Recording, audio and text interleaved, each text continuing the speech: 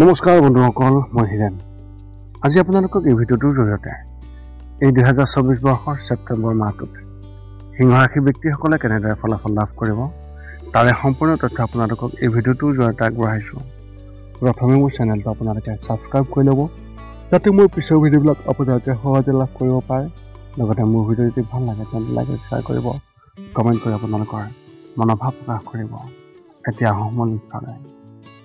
সিংহ ৰাশি ব্যক্তিসকলে এই ছেপ্টেম্বৰ মাহটোত এওঁলোকৰ পাৰিবাৰিক জীৱনৰ ক্ষেত্ৰত এনেধৰণৰ ফলাফল লাভ কৰিব।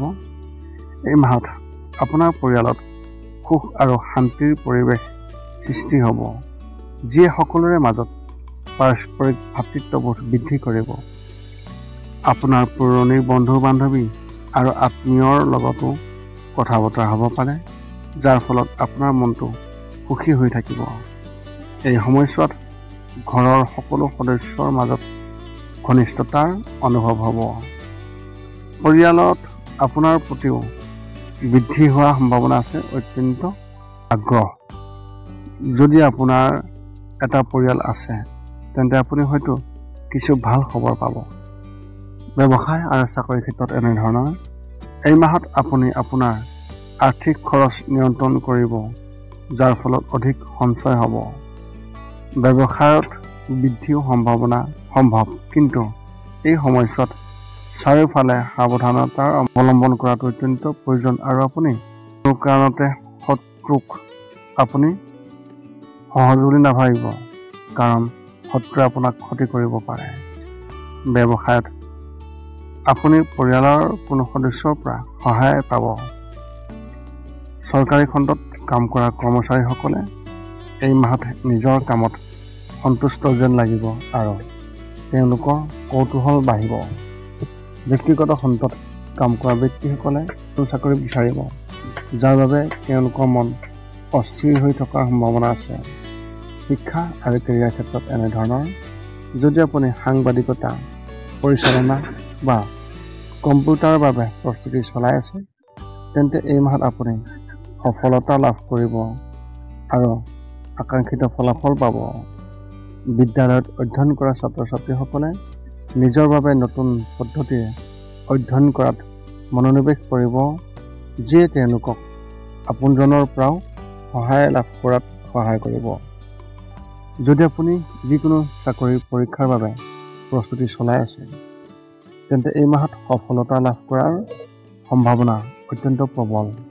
এনে পৰিস্থিতিত সজাগ হওক আৰু কোনো সুযোগ হেৰুৱাব নালাগে।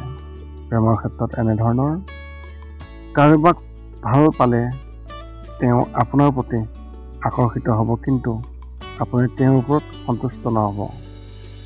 বিবাহিত লোকসকলে পত্নীৰ পৰা সম্পূৰ্ণ সমৰ্থন লাভ কৰিব, যিয়ে তেওঁলোকৰ মনটো সুখী কৰি ৰাখিব। আপুনি আপোনাৰ সংগীৰ সৈতে আপোনাৰ জীৱনত নতুন কিবা এটা কৰাৰ পৰিকল্পনা কৰিব পাৰে, যিয়ে আপোনাৰ জীৱনত এক স্মৰণীয় মুহূৰ্ত যোগান ধৰিব। যিসকলৰ বিবাহ হোৱা নাই সেই ব্যক্তিসকলে এই মাহত হতাশ অনুভৱ কৰিব, কিন্তু এনে পৰিস্থিতিত আপোনাৰ আত্মবিশ্বাস আগতকৈ অধিক শক্তিশালী হ'ব। স্বাস্থ্যৰ ক্ষেত্ৰত এনেধৰণৰ শাৰীৰিকভাৱে আপোনাৰ সৰু সৰু সমস্যা হ'ব পাৰে, কিন্তু সামৰিকভাৱে আপুনি সুস্থ হৈ থাকিব।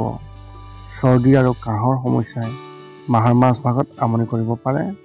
যদি আপুনি কেঞ্চাৰৰ দৰে ৰোগত আক্ৰান্ত তেন্তে এই মাহত নিজৰ বিশেষ যত্ন লওক, নহ'লে হঠাতে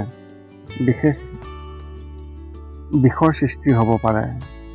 এই মাহত নিজৰ চিন্তা নিয়ন্ত্ৰণত ৰাখক আৰু অপ্ৰয়োজনীয় মানসিক চাপৰ পৰা আঁতৰি থাকক। মাহটোৰ কিছুমান দিন আহিব যেতিয়া আপোনাৰ মনটো এটা ঠাইত নাথাকিব আৰু সকলো ধৰণৰ বেয়া চিন্তা আপোনাৰ মনলৈ আহি থাকিব পাৰে। আপোনাৰ এই মাহত শুভ সংখ্যা হিচাপে 2 আৰু শুভ ৰং হিচাপে আপুনি এই মাহত সেউজীয়া ৰং ব্যৱহাৰ কৰিব পাৰে। এই আছিল ছেপ্টেম্বৰ মাহটোত সিংহ ৰাশি ব্যক্তিসকলে লাভ কৰিবলগীয়া সম্পূৰ্ণ ফলাফলৰ বৰ্ণন। পুনৰ লগ পাম অন্য এটা ভিডিঅ'ত। আজিলৈ ধন্যবাদ।